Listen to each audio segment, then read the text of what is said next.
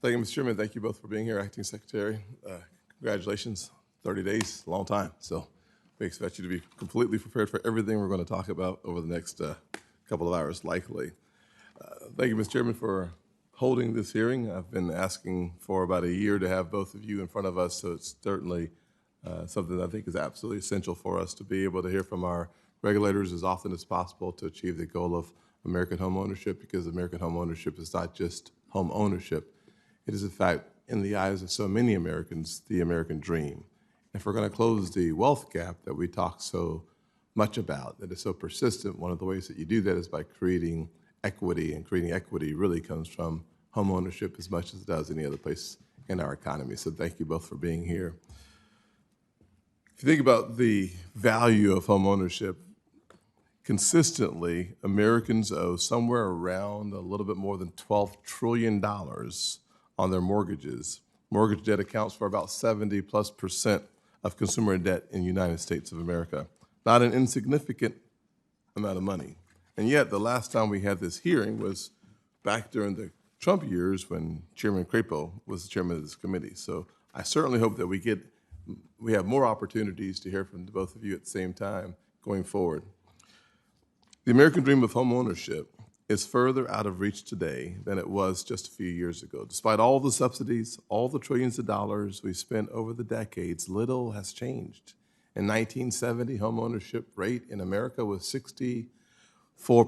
Today, it's 65%. Since the passage of the Fair Housing Act in 1968, the goal was to eliminate housing discrimination. The home ownership rate for African Americans hasn't changed much, 44% today.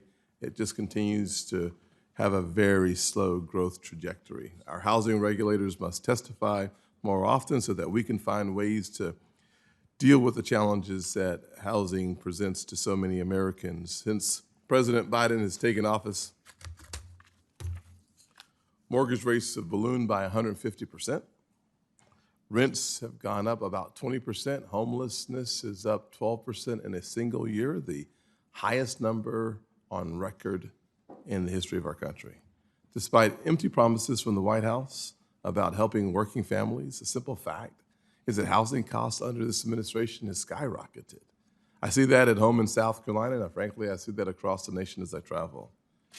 I see that in families worried about how to make ends meet and watching the dream of home ownership seem to slip further and further and further away.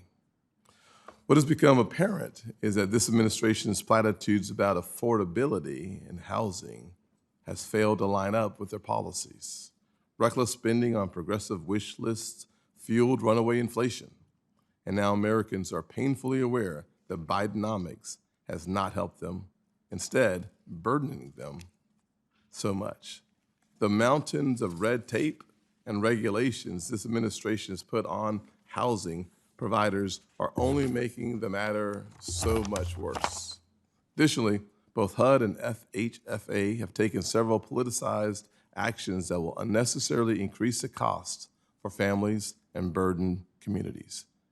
HUD recently imposed rent controls on low-income housing tax credit properties, and FHFA is asking for public comments on policies, including rent control, following direction from the White House.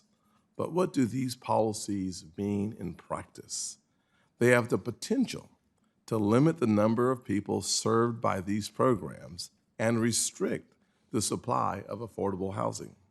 Decades of research have proven that rent control policies make housing supply and affordability issues worse, not better. But this is the type of backwards logic Americans have come to expect from Joe Biden and Bidenomics.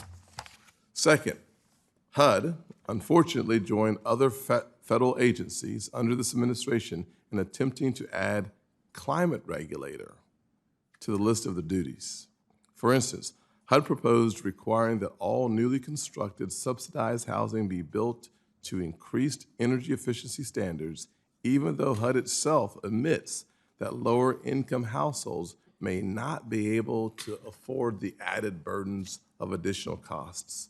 According to the National Association of Home Builders, these new environmental mandates could cost as much as $31,000 to each new home. So at the same time, a family is facing doubling and sometimes tripling food costs.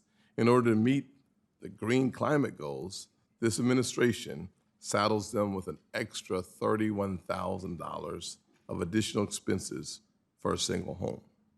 Families in communities like the one I grew up in can't afford new climate costs that increases the cost of housing. Which brings me to my last example. It appears this administration's weak-on-crime policies have also been embraced by our housing regulators. Last year, HUD proposed a rule encouraging cities applying for federal funds to remove crime-free ordinances, local laws that keep rental communities safe by keeping out convicted criminals. Even worse, HUD proposed a rule last week that will make it easier for criminals to live in HUD-subsidized housing, which risks making communities less safe. We need to reverse course and take a different road when it comes to federal housing policy. That's why I announced housing as one of my top priorities for this year as a ranking member of this committee. And since our first hearing last April, I have focused my efforts on building consensus around the common sense, nonpartisan reforms to all segments of our housing market included in my Road to Housing Act. I continue to urge consideration of my Road to Housing Act, which takes a comprehensive view of federal housing policy and recenters support around families, helping those who are homeless or renting or prepared to buy a house.